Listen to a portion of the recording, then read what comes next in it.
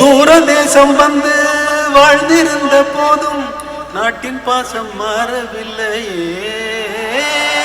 அன்னையிடம் கேட்ட ஆரிராரோ பாட்டும் என்றும் எம்மை விட்டதில்லையே.